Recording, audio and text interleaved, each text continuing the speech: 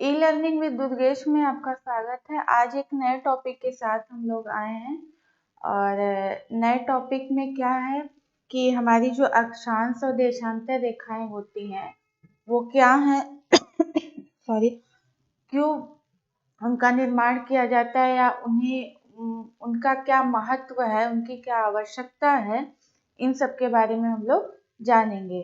तो अक्षांश और देशांतर रेखाएं वो होती हैं जो विश्व के मानचित्र पर या किसी मानचित्र पर ऊर्ध्वाधर और क्षैतिजिक रेखाएं जो खींची जाती हैं, उन्हीं रेखाओं को अक्षांश और देशांतर रेखा कहते हैं। अब ये जानना आवश्यक है कि इसमें से अक्षांश रेखा किसे कहते हैं और देशांतर रेखा। तो जो ऊर्ध्वाधर रेखा खींची जाती है नॉर्थ पोल से साउथ पोल की तरफ और उत्तरी और दक्षिणी ध्रुव को मिलाती है, वो हमारी देशांतर रेखाएं होती हैं। और जो क्षैतिजिक खींची जाती है पश्चिम से पूरब की तरफ पड़ी हुई रेखाएं जो होती हैं वो हमारी अक्षांश रेखाएं होती हैं। तो हम लोग अक्षांश और देशांतर रेखाओं के बारे में आज जानेंगे।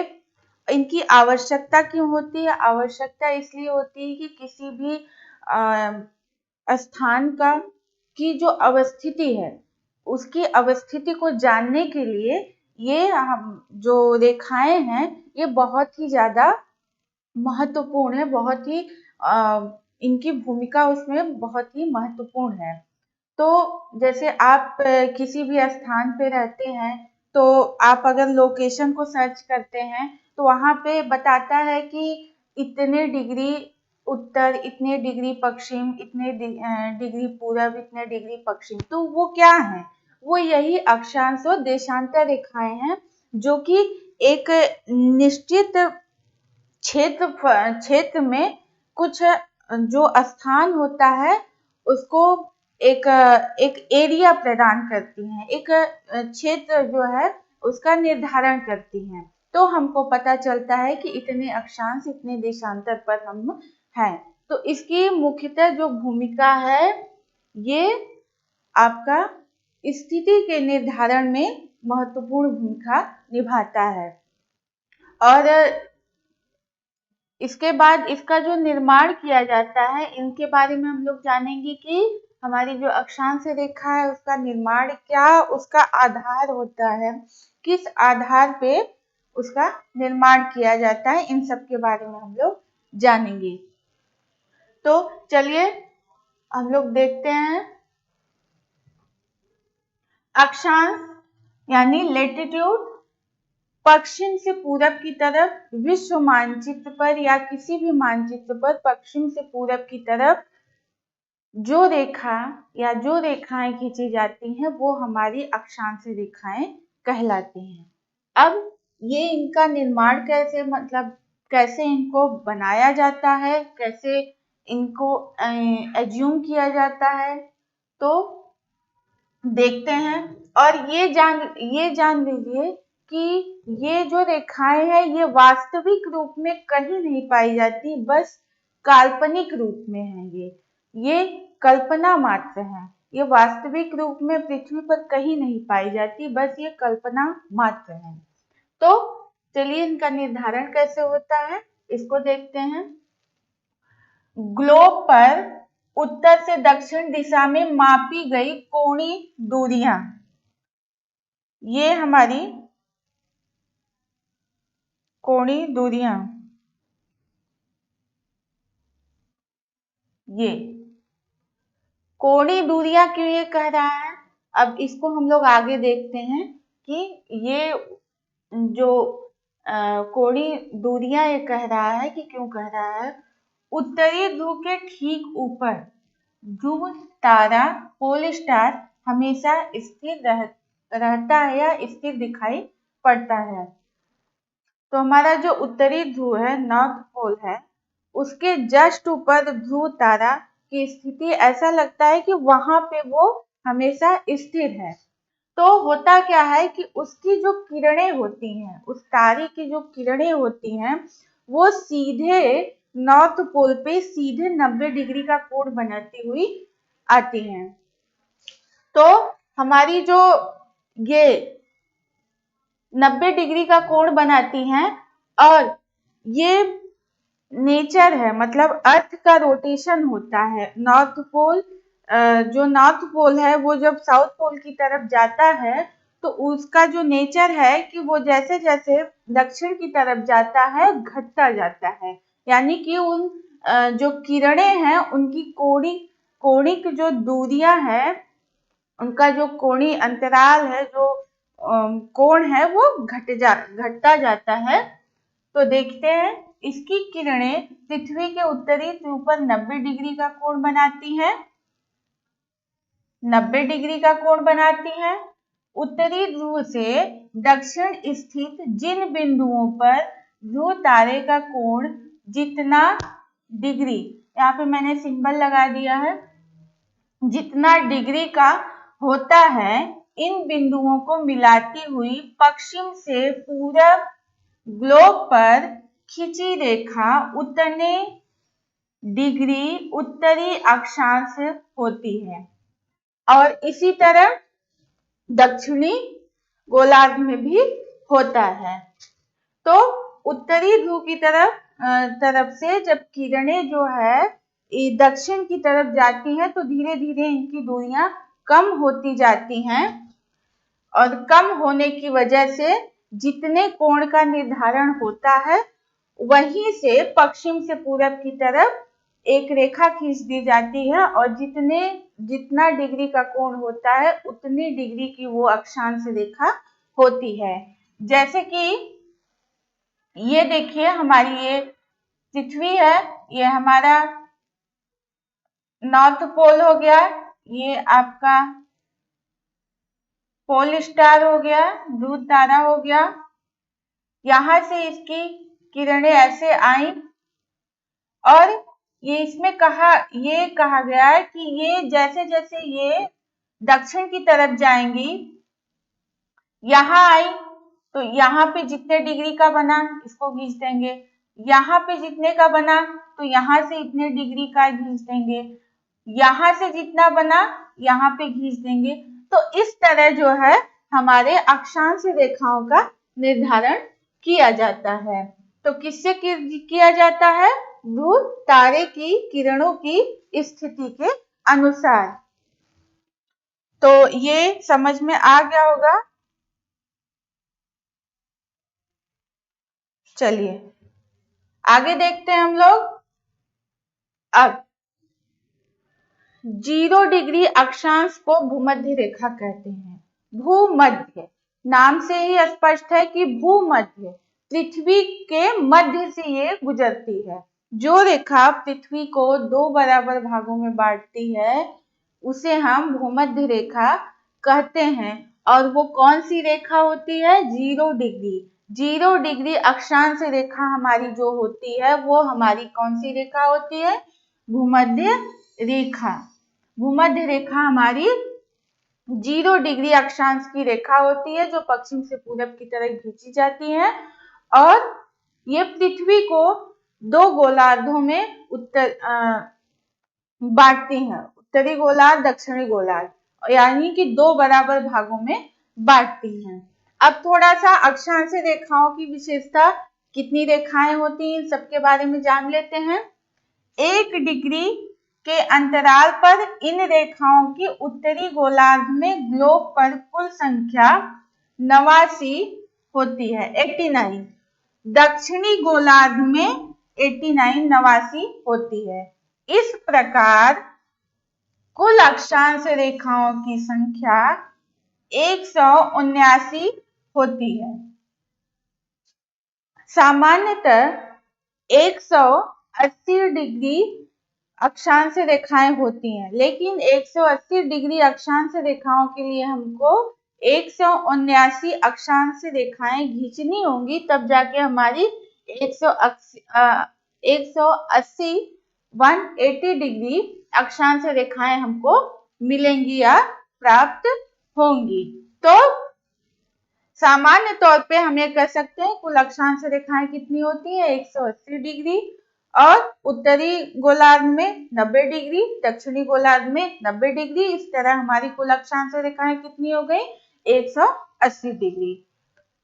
अब ये चीज हम लोग जान लिए। अब इसके बाद एक बहुत ही ज्यादा इम्पोर्टेंट चीज है परीक्षा की दृष्टि से, बहुत, वैसे ये पूरा टॉपिक ही बहुत ज्यादा इम्पोर्टेंट है एग्जाम की दृष्टि से। किसी भी कंपटीशन का, टेट हो, सुपर टेट हो, लेखपाल का हो, कोई भी एग्जाम हो, ये सब मतलब इन सब के बारे में आगे जो हम बताएंगे वो बहुत ही ज्यादा इम्पोर्टेंट है। इसको अच्छे से कवर करिएगा, अच्छे से ध्यान से पढ़िएगा, इसको तैयार करिएगा। अगला हमारा ये है कि धरातल पर 1 डिग्री अक्षांशीय दूरी कितनी होती है। ये तो है कि काल्पनिक है, मान लिया जाता है, लेकिन हमको ये जानना है कि मान लिया जाता है तो ये 1 डिग्री अक्षांशीय दूरी कितनी होती है ये धरातल पर, यानी 2 अक्षांश है उनके बीच की जो दूरी होती है 1 डिग्री पर, वो कितनी है? 111.13 किलोमीटर। इसको याद करिएगा, भूलिएगा नहीं। इसको याद करना है आप लोग को, अच्छे से तैयार करना है। 1 डिग्री अक्षांशीय दूरी धरातल पर कितनी होगी? 111.13 किलोमीटर। अब देखिए, हमने थोड़ा सा ये बना के आपको बताया है कि ये जो लाइनें खींची हुई हैं,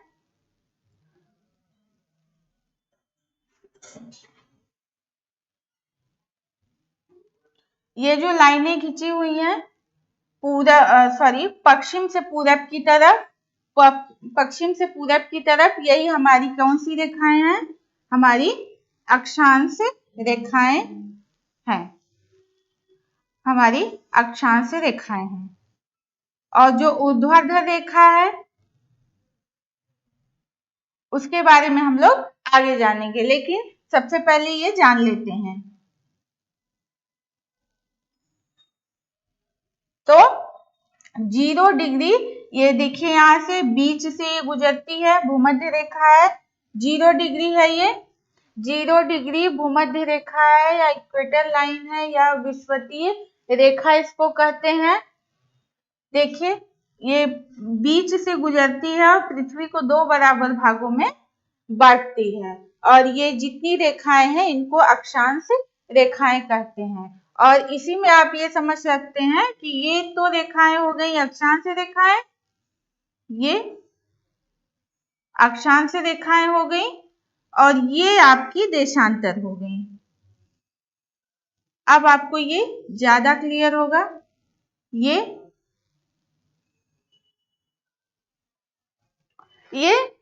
जो उत्तर से दक्षिण की तरफ खींची गई है वो हमारी देशांतर रेखाएं हो गई, और जो पश्चिम से पूरब की तरफ खींची गई है वो हमारी अक्षांश रेखाएं हैं। इसके बाद जो बहुत ही ज्यादा इम्पोर्टेंट है एग्जाम की दृष्टि से और जानना भी बहुत जरूरी है कि हमारी भूमध्य रेखा, इक्वेटर लाइन, पहले भी हम बता चुके हैं कि ये एक काल्पनिक रेखा है। कौन सी रेखा है? काल्पनिक रेखा है। ये वास्तविक रूप में पृथ्वी पर नहीं पाई जाती, इनको मान लिया गया है। काल्पनिक रेखा है जो पृथ्वी के मध्य से खींची जाती है। यह रेखा निम्नलिखित देशों से होके गुजरती है। अब ये मेन पॉइंट है, इसको आपको याद करना बहुत ही ज्यादा इम्पोर्टेंट है, बहुत ज्यादा जरूरी है, क्योंकि एग्जाम में ये 4 ऑप्शन देंगे। 4 ऑप्शन में से 3 देश ऐसे होंगे जहां से भूमध्य रेखा गुजरेगी, एक ऐसा होगा जहां से भूमध्य रेखा नहीं गुजरती है, और या फिर एक ऐसा होगा जहां से भूमध्य रेखा गुजरेगी। 3 ऐसे होंगे जहां से नहीं गुजरती है। तो पूछ देगा कि कहाँ से भूमध्य रेखा गुजरती है, कहाँ से नहीं गुजरती। इसके लिए आपको किन किन देशों से भूमध्य रेखा गुजरती है इसको जानना जरूरी है। इसको हम मैप के से भी जानेंगे। तो सबसे पहले ऐसे हम लोग देख लेते हैं कौन कौन से देश आते हैं। इक्वेडोर, ये आपका दक्षिणी अमेरिका महाद्वीप में है, छोटा सा देश है इक्वेडोर। कोलंबिया, एटलस लेके आप लोग बैठेंगे, एटलस के साथ अगर इन देशों को देखते जाएंगे नाम के साथ हम बताते जा रहे हैं, इसको देखते जाएंगे तो वो ज्यादा अच्छे से आप लोग को तैयार होगा। एक आपके माइंड में एक इमेज बन जाएगी मैप के साथ, तो वो कभी नहीं भूलेगा आपको। इक्वेडोर, कोलंबिया, ब्राजील, ये तीनों देश दक्षिणी दक्षिणी अमेरिका महाद्वीप के ये तीनों देश हैं। Ecuador, Colombia, Brazil, Ecuador, Colombia, Brazil, Ecuador, Colombia, Brazil. इस तरह आप कई बार रिपीट करके इसको याद करेंगे तो आपको ये चीजें याद हो जाएंगी। अब हम आते हैं अपने, इसके बाद ये अटलांटिक महासागर से होते हुए, अटलांटिक महासागर है, वहां पे कोई देश नहीं है, छोटे छोटे आइलैंड है, तो महासागर से होते हुए ये अफ्रीका महाद्वीप में प्रवेश करती है या वहां से गुजरती है। तो सबसे पहले आता है आपका साओ टोमे प्रिंसिप आएगा, उसके बाद गैबान आएगा, फिर कांगो आएगा, कांगो के बाद कांगो लोकतांत्रिक गणराज्य आएगा। ये जान लीजिए कि कांगो लोकतांत्रिक गणराज्य जो है ये पहले एक ही में थे और गृह युद्ध होने के बाद ये स्वतंत्र अलग हो गया, स्वतंत्र देश बन गए हैं। मैंने इसलिए इसको बताया कि इससे आप कनेक्ट करके इनको याद कर सकते हैं। तो आपका सबसे पहले ये साओ टोमे प्रिंसिप, ये छोटा छोटा आइलैंड है, छोटा सा अटलांटिक महासागर में अफ्रीका महाद्वीप के पश्चिमी किनारे पर ये आइलैंड आपका पाया जाता है। कौन सा आइलैंड?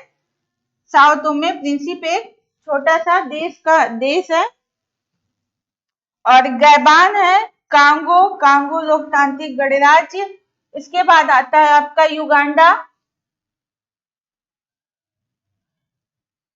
ये भी काफी समय तक तानाशाही को झेलता आया है। युगांडा देश, अफ्रीका महाद्वीप का मैप खोलेंगे उसमें ये सारे देश आपको मिलेंगे, एटलस लेके आप लोग बैठिएगा। गैबान, कांगो लोकतांत्रिक गणराज्य, युगांडा। इसके बाद आता है आपका केन्या के बाद सोमालिया के बाद अब ये अफ्रीका महाद्वीप के आपके इतने देश से होके हमारी भूमध्य रेखा गुजरती है। अब इसके बाद हिंद महासागर में यानी इंडियन ओशन में कौन कौन से देश आते हैं? मालदीव सबको पता है, छोटा सा देश है, टूरिस्ट के दृष्टि से बहुत ही ज्यादा प्रसिद्ध है। यहाँ पे प्रकृति का बहुत ही मनोरम दृश्य होता है, वहां पे लोग जाते हैं एंजॉय करने के लिए। मालदीव है। इसके बाद आता है इंडोनेशिया, छोटे बड़े आइलैंड है, उनको संयुक्त रूप से उस देश को इंडोनेशिया कहा जाता है, वहां से गुजरती है हमारी भूमध्य रेखा। इसके बाद किरिबाती आते हैं, ये भी छोटे छोटे आइलैंड को मिला के एक स्वतंत्र देश का नाम दिया गया है। तो इसके बाद कहां से गुजरती है? किरिबाती, ये आपका प्रशांत महासागर में आएगा।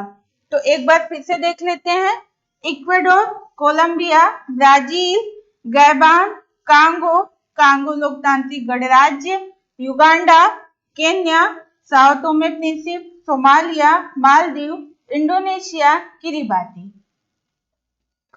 तो इसको आप लोग अच्छे से तैयार करिएगा।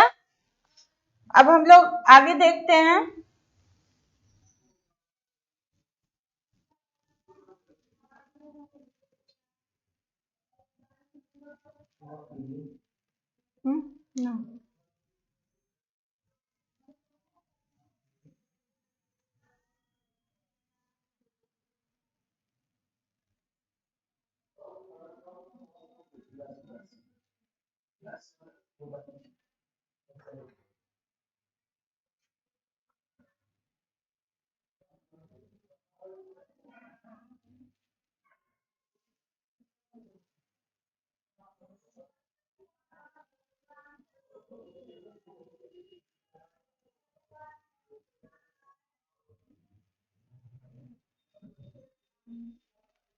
चलिए अब हम लोग हमारी जो अक्षांश रेखाएं होती हैं उसमें तीन जो रेखाएं हैं वो बहुत ज्यादा इंपॉर्टेंट है, कर्क रेखा, मकर रेखा और भूमध्य रेखा, जिनमें से हम लोग भूमध्य रेखा के बारे में जान गए।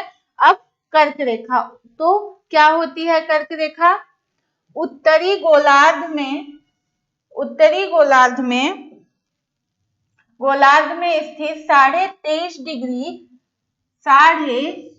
डिग्री अक्षांश रेखा को कर्क रेखा कहते हैं। उत्तरी गोलार्ध में जो 23.5 डिग्री पर अक्षांश रेखा खींची जाती है उसको हम कर्क रेखा कहते हैं। आगे देखते हैं, यह निम्नलिखित देशों से होके गुजरती है। किन देशों से होके गुजरती है? आगे देखते हैं हम लोग। इसमें आता है हमारा हवाई द्वीप, ये प्रशांत महासागर में है, जिस पर अमेरिका का अधिकार है, प्रशांत महासागर में है। इसके बाद आपका आता है मैक्सिको, इसके बाद आएगा बहामास आइलैंड को, छोटे बड़े आइलैंड हैं उनको संयुक्त रूप से ये देश है बहामास। इसके बाद आपका आता है मिस्र, लीबिया, नाइजर, अल्जीरिया, माली, पश्चिमी सहारा,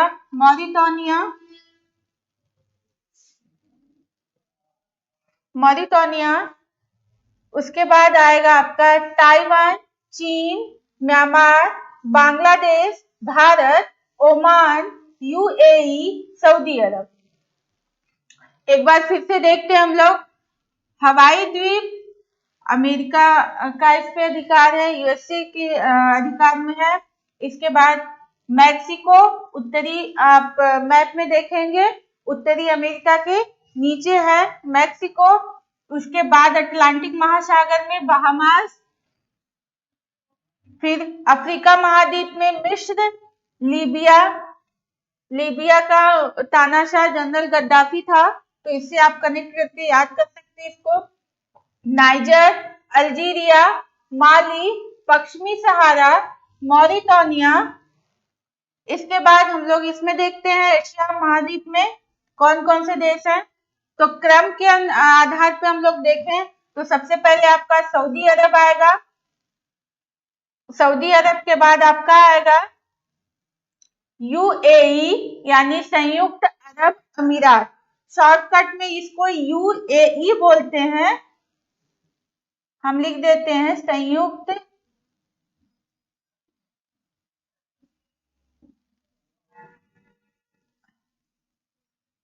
अरब अमीरात। कहीं भी सुनने को यूएई मिलता है लेकिन इसका पूरा नाम क्या है? संयुक्त अरब अमीरात। इसके बाद क्या आता है? ओमान के बाद आएगा भारत के बाद बांग्लादेश के बाद आपका आएगा म्यांमार के बाद चीन के बाद ताइवान। तो ये देश है जहां से हमारी कर्क रेखा होके गुजरती है। इंडिया के किन किन राज्यों से होके गुजरती है इसके बारे में हम लोग आगे देखेंगे, जानेंगे इसको। तो हवाई द्वीप, मैक्सिको, बहामास, मिस्र, लीबिया, नाइजर, अल्जीरिया, माली, पश्चिमी सहारा, मॉरिटानिया, ताइवान, चीन, Myanmar, Bangladesh, Bharat, Oman, UAE यानी संयुक्त अरब अमीरात और सऊदी अरब, इन देशों से होकर हमारी कर्क रेखा गुजरती है। इनको आप लोग एटलस के साथ तैयार करिएगा, क्योंकि अगर एटलस में देखते हुए आप इसको तैयार करेंगे तो ये कभी नहीं भूलेगा और ये बहुत ही ज्यादा इम्पोर्टेंट चीज है। इन देशों को याद करना बहुत ही महत्वपूर्ण है एग्जाम के दृष्टिकोण से। अब इसके बाद हम लोग देखते हैं मकर रेखा। सेम कर्क रेखा जैसी ही है लेकिन अंतर बस ये होता है कि ये कर्क रेखा उत्तरी गोलार्ध में होती है, मकर रेखा दक्षिणी गोलार्ध में 23.5 डिग्री अक्षांश रेखा जो होती है दक्षिण गोलार्ध की, उसको हम मकर रेखा कहते हैं। अब देखते हैं कि ये किन किन देशों से होके गुजरती है।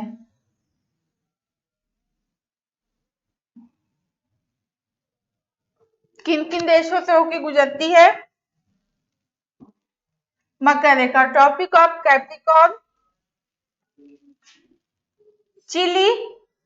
सबसे पहले आपके दक्षिणी अमेरिका महाद्वीप के देश आ जाएंगे। चिली एक लंबे, इसका जो जब आप मैप देखेंगे तो कटा फटा एरिया है, काफी नीचे से उत्तर से दक्षिण की तरफ लंबे में है। इसकी जो चौड़ाई है वो कम मैप में देखने को मिलती है, कम है। चिली, अर्जेंटीना है, इसके बाद पराग्वे है, ब्राजील है। तो इतनी ये 4 देश हमारे किस महाद्वीप के हैं, जहां से मकर रेखा होकर गुजरती है, किस महाद्वीप के हैं? आपके ये हो जाएंगे दक्षिणी अमेरिका महाद्वीप के देश, ये चारों देश, Chile, Argentina, Paraguay, Brazil. Chile, Argentina, Paraguay, Brazil. Chile, Argentina, Paraguay, Brazil. इसके बाद हम लोग आगे देखते हैं कि अफ्रीका महाद्वीप की किन किन देशों से होकर गुजरती है कर्क रेखा, सॉरी मकर रेखा। तो जो पहला देश आता है हमारा नामीबिया, बोत्सवाना इसके बाद है, दक्षिणी अफ्रीका है, फिर मोजाम्बिक है, मेडागास्कर है, छोटा सा द्वीप है ये इंडियन ओशन में, मेडागास्कर। ऑस्ट्रेलिया महाद्वीप से होकर गुजरती है। फिर एक छोटा सा आइलैंड है टोंगा, प्रशांत महासागर में, वहां से होकर गुजरती है। फिर फ्रेंच पोलिनेशिया छोटे आइलैंड है, छोटे छोटे, उनको संयुक्त रूप से फ्रेंच पोलिनेशिया कहते हैं। इस पे किसका अधिकार है? फ्रांस का अधिकार है। ये कहाँ पे है? इसकी अवस्थिति प्रशांत महासागर में है, ये पाए जाएंगे।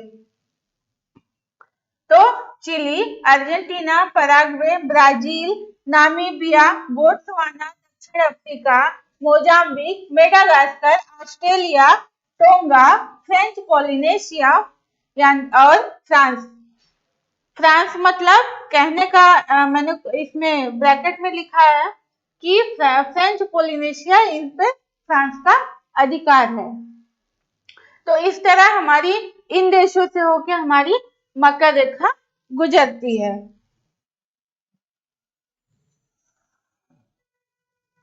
अब इसके बाद हम लोग आगे देखते हैं देशांतर रेखा। देशांतर रेखा हमने पहले भी बताया कि उत्तर से दक्षिण की तरफ मिलाती, उत्तरी ध्रुव और दक्षिण ध्रुव को मिलाती हुई जो रेखा खींची जाती है वो हमारी देशांतर रेखा कही जाती है। चलिए इसको देखते हैं। लॉन्गिट्यूड, ग्लोब पर उत्तरी ध्रुव दक्षिणी ध्रुव को मिलाने वाली रेखा देशांतर रेखाएं कहलाती हैं। उत्तरी ध्रुव और दक्षिणी ध्रुव को मिलाने वाली रेखाएं देशांतर रेखाएं होती हैं। 0 डिग्री देशांतर रेखा को ग्रीनविच देशांतर कहते हैं। जो 0 डिग्री देशांतर रेखा होती है वो उसको किस नाम से जाना जाता है? ग्रीनविच देशांतर रेखा से। इसको याद रखिएगा कि ग्रीनविच देशांतर रेखा कौन सी होती है? 0 डिग्री देशांतर रेखा।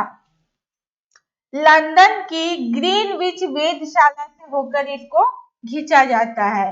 वेधशाला ऑब्जर्वेटरी से लंदन की जो वेधशाला है, ग्रीनविच स्थान का नाम है, वहां से इसको खींचा जाता है, वहां से होते हुए इसको खींचा गया है, इसलिए इसको ग्रीनविच देशांतर रेखा कहते हैं। कुल देशांतर रेखाएं कितनी होती हैं?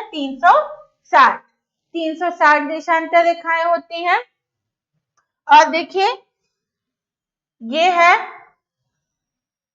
ये तो ये इसके पूरब की तरफ पूर्वी गोलार्ध, पश्चिम की तरफ पश्चिमी गोलार्ध। 0 डिग्री देशांतरी रेखा ये है, तो इसके पूरब तरफ आपका पूर्वी गोलार्ध हो गया और पश्चिम तरफ पश्चिमी गोलार्ध हो गया। इधर पूर्वी गोलार्ध, इधर पश्चिमी गोलार्ध। इसको आप लोग याद रखिएगा 360 डिग्री देशांतर रेखाएं होती हैं, यानी कि पूरब की तरफ 180 देशांतर रेखाएं और पश्चिम की तरफ पश्चिमी गोलार्ध में 180 देशांतर रेखाएं, पूर्वी गोलार्ध में 180 देशांतर रेखाएं। इस तरह हमारी 360 देशांतर रेखाएं होती हैं। चलिए आगे देखते हैं हम लोग। भूमध्य रेखा पर 1 डिग्री के अंतराल पर देशांतर के मध्य की दूरी, जिस तरह हम लोगों ने धरातल पर अक्षांश से 1 डिग्री अक्षांश रेखाओं की दूरी जाना था 111.13 किलोमीटर होता है, उसी तरह हमारा भूमध्य रेखा पर 1 डिग्री के अंतराल पर दो देशांतरों के मध्य की दूरी कितनी होती है। पहले ये 111 सेम रहेगा, इसमें आपको बस वहां पे 1 3 था, यहाँ पे आपको 3 और 2 करना है, तो 111.1.32 किलोमीटर हो जाएगा। कितनी दूरी होती है 111.32 किलोमीटर। इसको आप लोग याद रखिएगा, इसको आप लोग याद रखिएगा अच्छे से। और इसका ये जो देशांतर रेखाएं होती हैं इनका नेचर क्या होता है, ये देखिए इस तरह से ये बनती हैं, इस तरह से ये बनती हैं, इस तरह से ये बनती हैं। अब आप खुद देखिए कि जैसे जैसे हम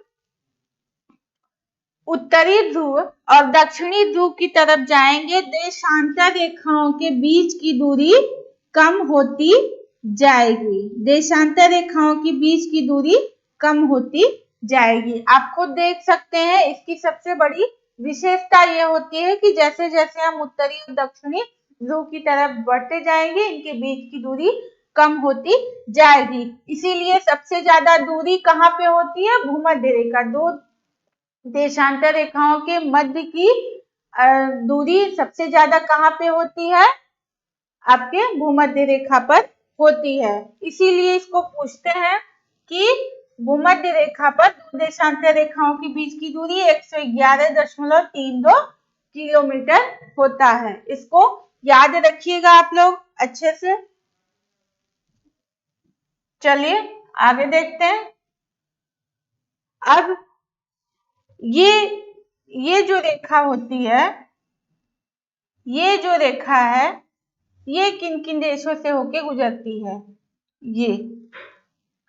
ये जो 0 डिग्री है हमारी 0 डिग्री देशांतर रेखा होती है, ये किन देशों से होके गुजरती है, इसको देखते हैं हम लोग। ये सारी चीजें बहुत इंपॉर्टेंट है, इसको अच्छे से कवर करिएगा, अच्छे से याद करिएगा। चलिए सबसे पहले यूके आ जाएगा, यूके यूनाइटेड किंगडम, इसके बाद फ्रांस से होके गुजरती है, स्पेन से होके गुजरती है, इसके बाद अफ्रीका महाद्वीप में अल्जीरिया से होके गुजरती है, फिर माली से होके गुजरती है, फिर बुर्किना फासो छोटा सा देश है अफ्रीका महाद्वीप में, वहां से होके गुजरती है, फिर घाना, टोगो, इतने देशों से होके अफ्रीका महाद्वीप के इतने देशों से होके हमारी 0 डिग्री देशांतर रेखा जो है वो गुजरती है। इसके बाद आपका अंटार्कटिका महाद्वीप आ जाएगा, फिर वो वहां पे उसकी अवस्थिति है दक्षिणी ध्रुव पर, यानी तो इसको आप लोग याद करिएगा, अच्छे से तैयार करिएगा। UK United Kingdom, France, Spain, Algeria, Mali, Burkina Faso, Ghana, Togo, Antarctica यानी दक्षिणी ध्रुव। चलिए तो ये तो हमने कर्क रेखा, भूमध्य रेखा, मकर रेखा, देशांतर रेखाएं इन सब के बारे में जाने। अब थोड़ा सा हम लोग इसको देख लेते हैं मैप में, वर्ल्ड के मैप में। हाँ देखिए इसको, सबसे पहले भूमध्य रेखा के को देखते हैं हम लोग। देखिए हमने कहा था इक्वेडोर से होके गुजरती है, इक्वेडोर, ये है आपका इक्वेडोर। देखिए अब ये आपको ज्यादा अच्छे से समझ में आएगा। ये आपका हो गया इक्वेडोर, क्या हो गया, इक्वेडोर। इसके बाद कौन सा देश आता है, कोलंबिया। ये देखिए ये किस महाद्वीप के देश है, दक्षिणी अफ्रीका, सॉरी दक्षिणी अमेरिका महाद्वीप के देश हैं। ये भूमध्य रेखा को हम बता रहे हैं। आप लोग देखिए कि ये बीच से होके गुजरती है पृथ्वी के मध्य से, ये पृथ्वी के मध्य से होके गुजरती है। ये देखिए ये वाली है, ये देखिए यहां से ये गुजर रही है, ये यहां से ये होके गुजरती है। तो हमारा इक्वेडोर हो गया, इक्वेडोर हो गया,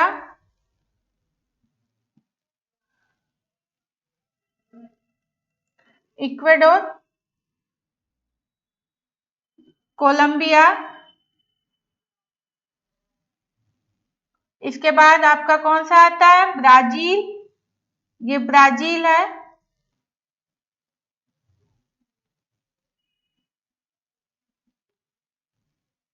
ब्राजील, यहां से होके हमारी,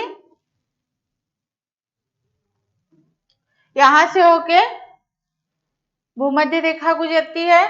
इसके बाद हम लोग इसमें आ जाएंगे अफ्रीका महाद्वीप में। अफ्रीका महाद्वीप में कहां से होके गुजरती है, देखिए यहाँ पे ये लिखा है साओ टोमे प्रिंसिप, ध्यान से देखिएगा, छोटा सा आइलैंड है, यहाँ से होके गुजरती है।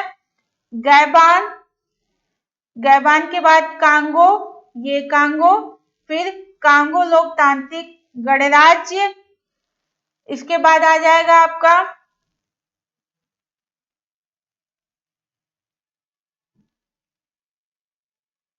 केन्या,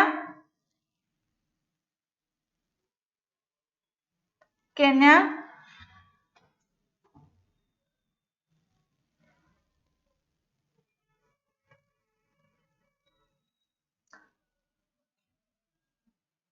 केन्या आ जाएगा, इसके बाद सोमालिया आ जाएगा,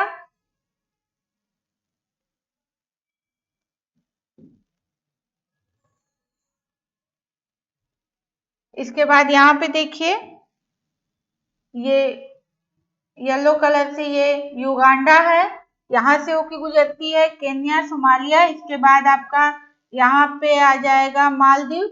ये देखिए छोटे छोटे आइलैंड है इस तरह से, ऐसे, तो यहाँ से होके गुजरती है। फिर ये इंडोनेशिया है, छोटे बड़े आइलैंड है, यहाँ से होके गुजरती है ये।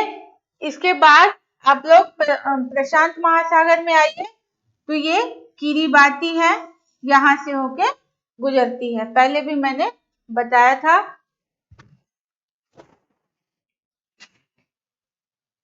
इसके बाद चलिए अपने कर्क रेखा के बारे में जानते हैं हम लोग।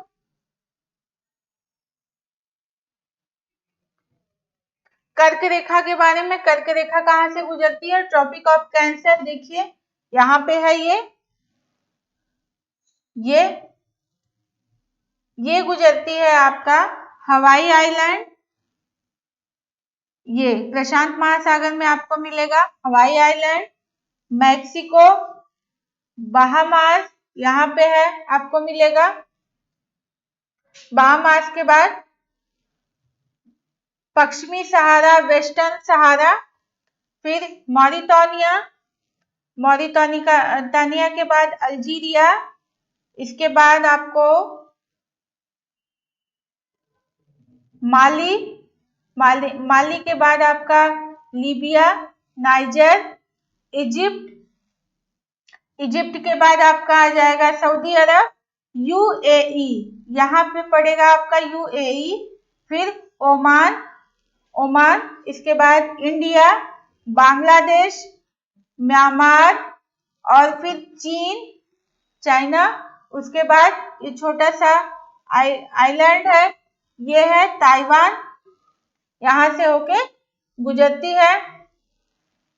तो इस तरह हमारी जो कर्क रेखा है इन देशों से होके गुजरती है। इसको आप लोग अच्छे से तैयार करिएगा, इसलिए मैंने मैप के साथ इसको बता दिया।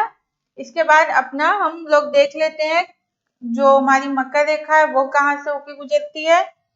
देखिए हमारी मकर रेखा ये है दक्षिणी अफ्रीका महाद्वीप, ये आपका चिली वाला एरिया आ जाएगा, चिली से। उसके बाद कहां से, अर्जेंटीना से, फिर पराग्वे, फिर ब्राजील, 4 देशों से होके गुजरती है। चिली,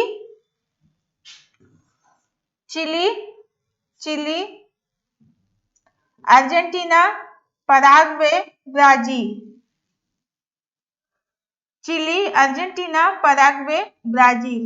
इसके बाद आपका नामीबिया, बोत्सवाना, दक्षिण अफ्रीका, सोमालिया, मेडागास्कर, ऑस्ट्रेलिया महाद्वीप, और इसके बाद फ्रेंच पॉलिनेशिया, इस पे फ्रांस का अधिकार है। ठीक है, एक बार फिर से देखते हैं, Chile, Argentina, Paraguay, Brazil, Namibia, Botswana, इसके बाद आपका दक्षिण अफ्रीका, फिर मोजाम्बिक, मेडागास्कर, ऑस्ट्रेलिया, फिर फ्रेंच पॉलिनेशिया। इन देशों से होकर हमारी मकर रेखा गुजरती है।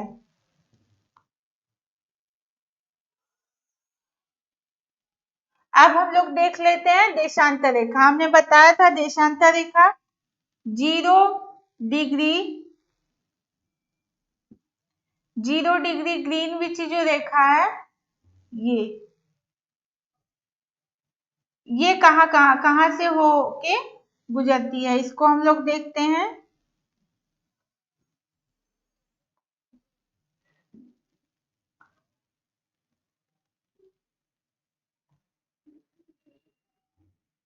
ये देखिए, ये है 0 डिग्री देशांतर रेखा, ये यूनाइटेड किंगडम, यहां से फिर आपका आ जाएगा फ्रांस, ये है France, Spain, Algeria, Mali, Burkina Faso, घाना। इसके बाद आ जाएगा आपका घाना, टोगो, और उसके बाद आपका आ जाएगा अंटार्कटिका महाद्वीप। इतने देशों से होके गुजरती है। किन देशों से, United Kingdom, France, Spain, Algeria, Mali, Burkina Faso, Ghana, Togo, इसके बाद अंटार्कटिका महाद्वीप। चलिए, तो इस तरह हमने मैप के साथ आपको कर्क रेखा, मकर रेखा, भूमध्य रेखा और देशांतर रेखा किन किन देशों से होकर गुजरती है हमने मैप के साथ आपको बता दिया। इसको आप लोग कई बार रिवीजन करिएगा, तो मैप के साथ ही करिएगा।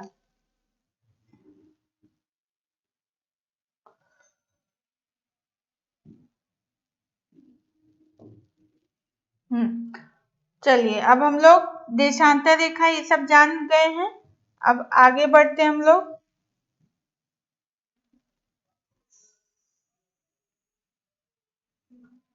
आगे क्या है, मैप जान लिए हम लोग।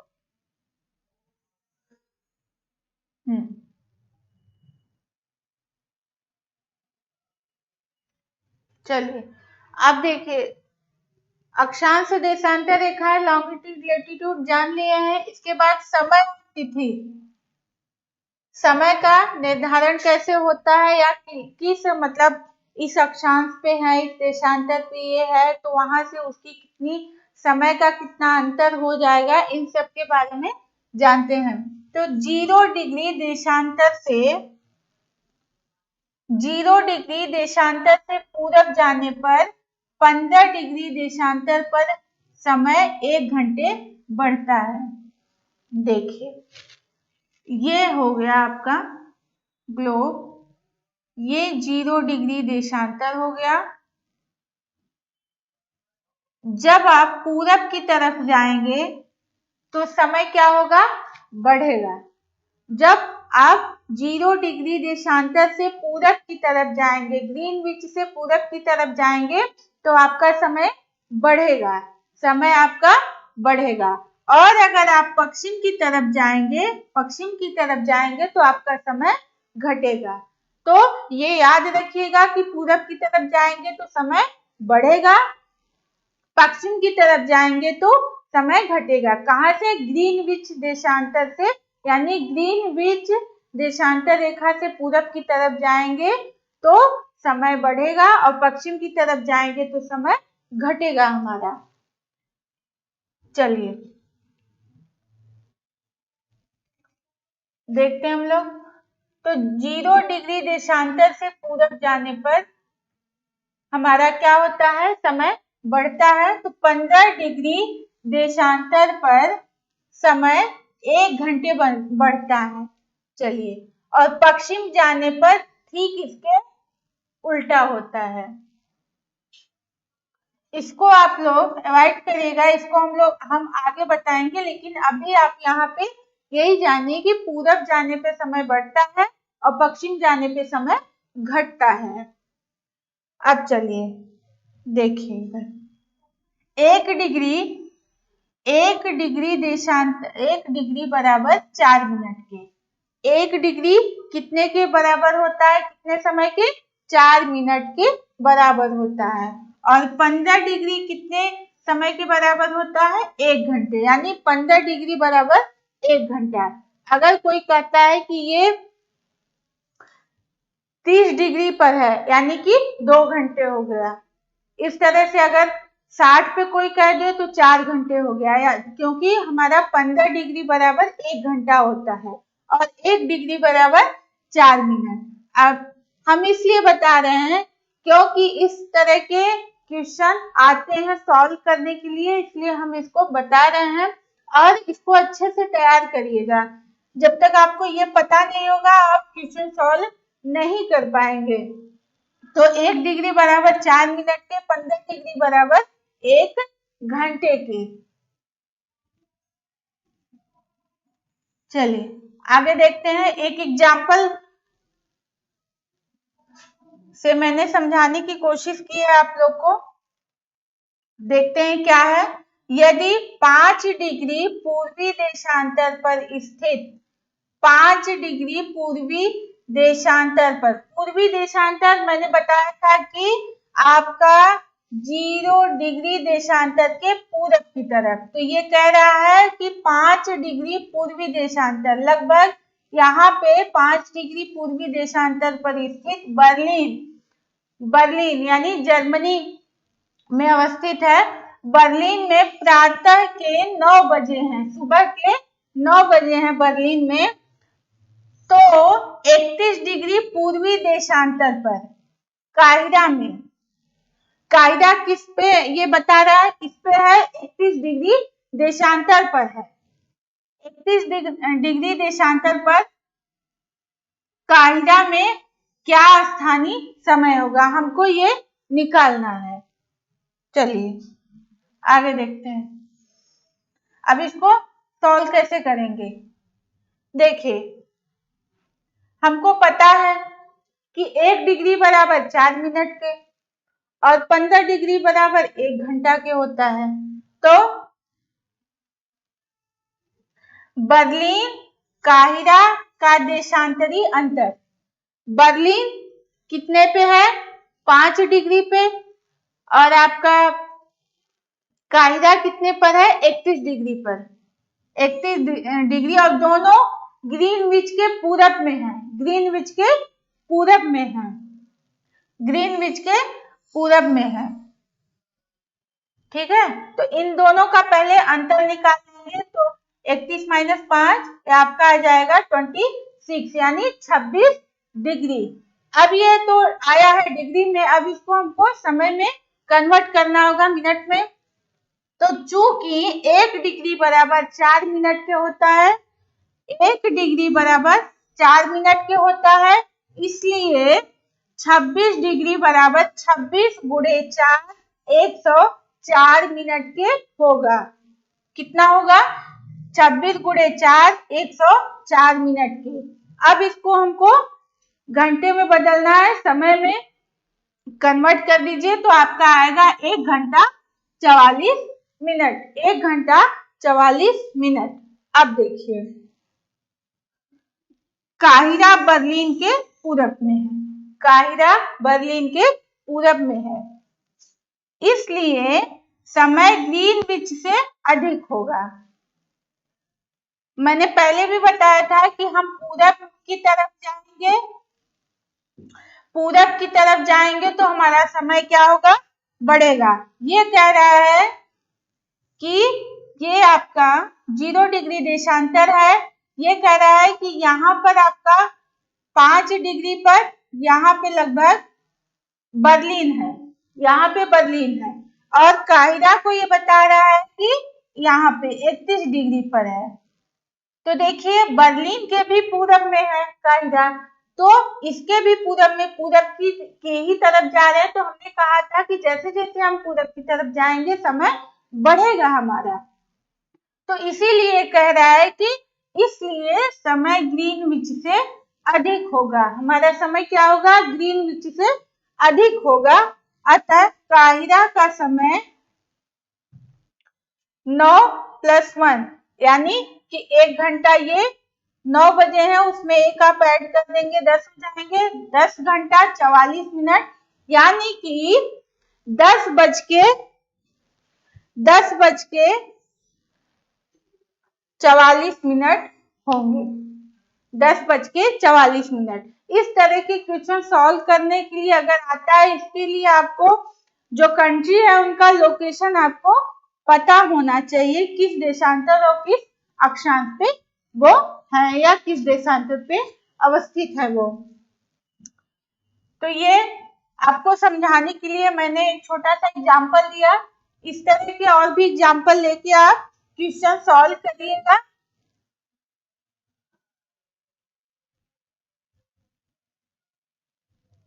क्वेश्चन सॉल्व करिएगा। उसके बाद चलिए हम लोग आगे देखते हैं। ये आप लोग को हमने एग्जाम्पल से बताया, समझ में आ गया होगा। अब आगे चलते हैं।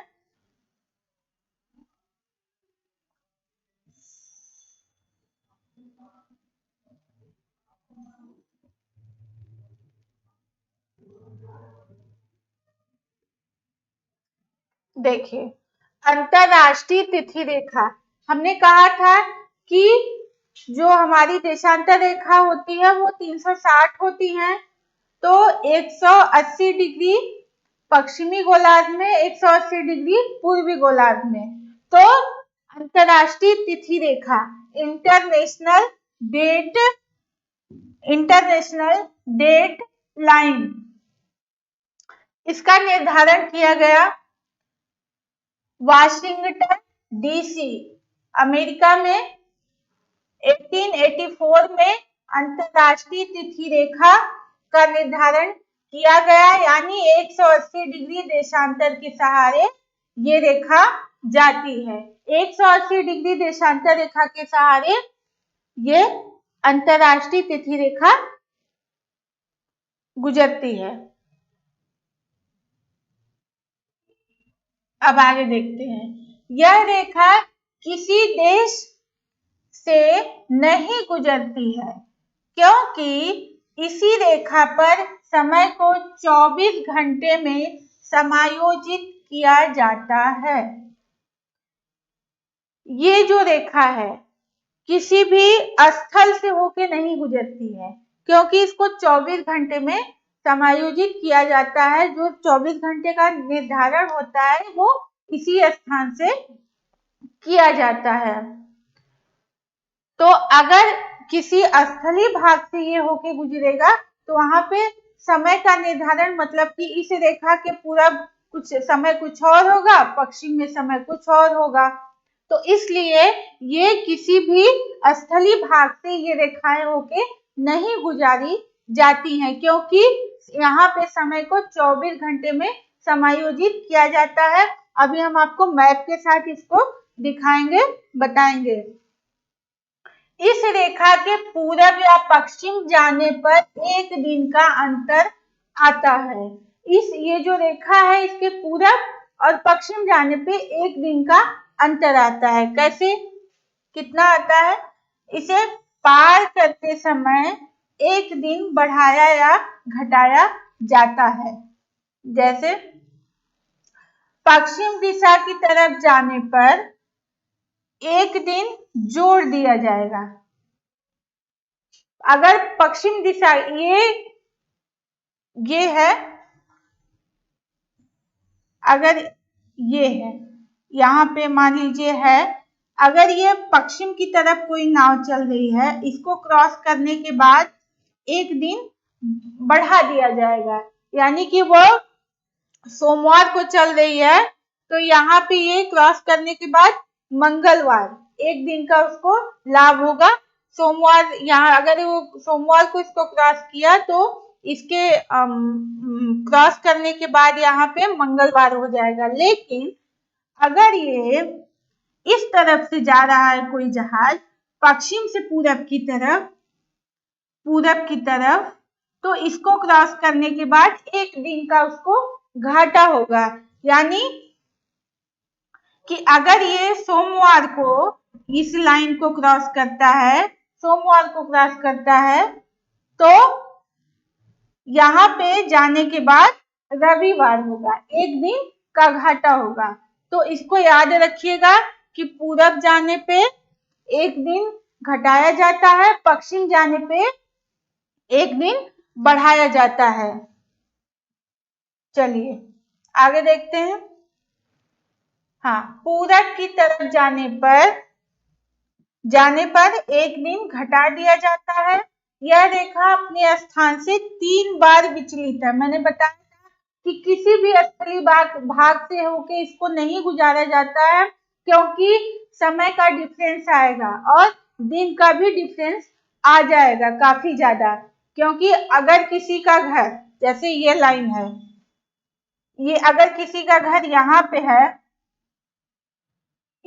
और उसी के घर के यहाँ से ये होके जाता है, या कोई गांव ही है यहाँ पे है, इस गांव से होके गुजरती है, तो इस गांव के ये जो आधे लोग हैं इधर सोमवार में रहेंगे, आधे लोग मंगलवार में रहेंगे।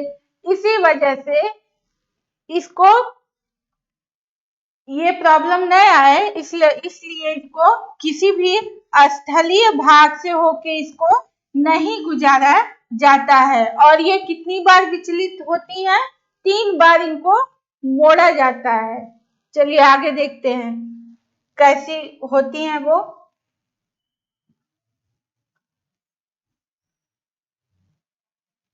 रीजन मैंने बता दिया, क्योंकि वहां पे समय को समायोजित किया जाता है, समायोजित किया जाता है।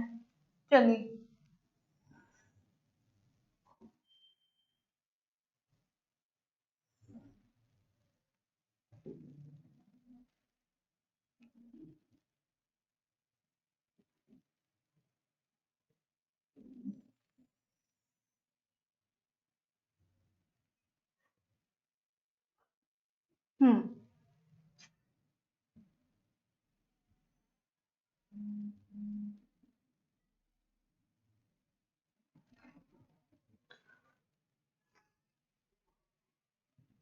देख लीजिए, पहले यहाँ पे देखिए, यहाँ पे चलती है ये वाली लाइन है 180 डिग्री, ये वाली 180 डिग्री देशांतर रेखा है, ये वाली लाइन, ठीक है, ये वाली लाइन है।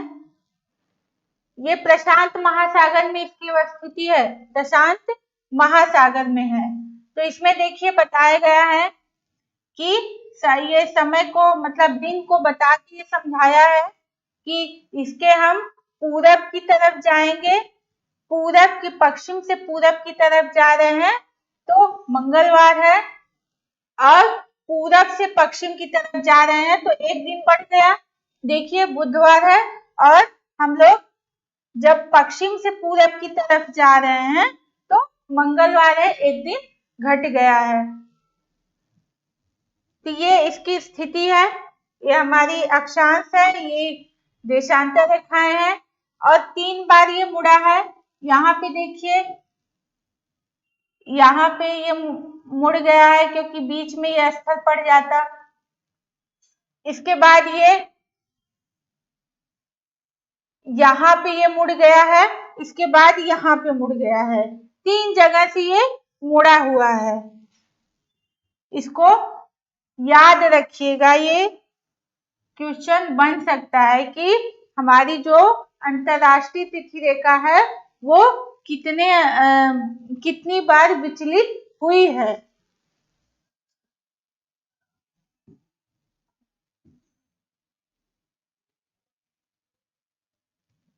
देखिए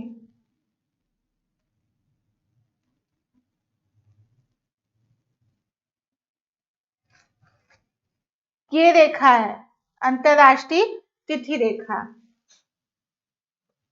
ऊपर 2 बार है, एक यहाँ से ये, एक आपका यहाँ से ये विचलित हुई है, यहाँ से, क्योंकि छोटे छोटे द्वीप बीच में है, प्रशांत महासागर में छोटे बड़े आइलैंड है, तो इसलिए इनको थोड़ा सा विचलित करके सीधा नहीं खींचा जाता है। तो ये आपका हो गया अंतरराष्ट्रीय तिथि रेखा। जब इसके पूरब जाएंगे तो एक दिन समय का घाटा होगा, जब हम पश्चिम जाएंगे तो एक दिन समय का यानी हमारा फायदा होगा, एक दिन बढ़ जाएगा। हमने इसको एग्जाम्पल के साथ आपको समझा दिया है। चलिए अब हम लोग आगे देखते हैं।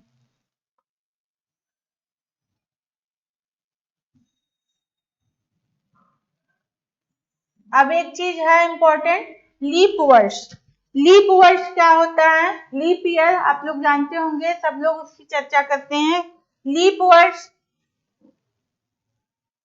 पृथ्वी, हाँ देखिएगा,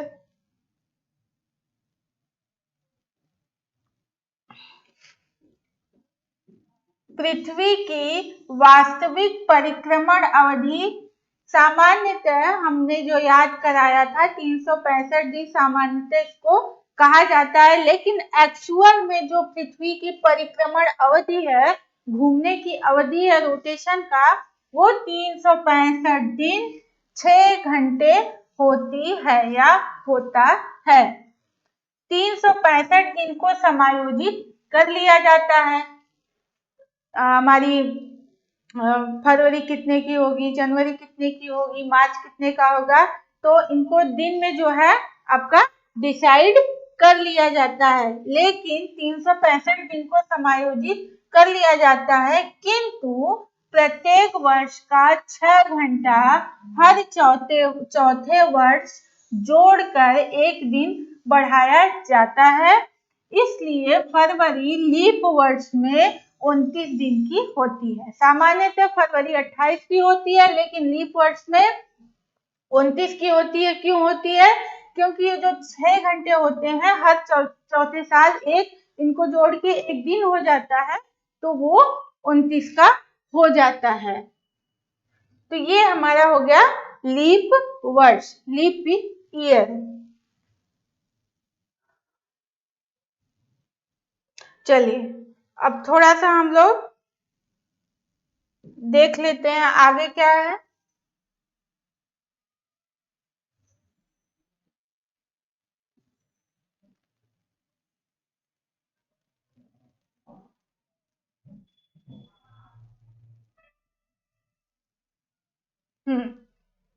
चलिए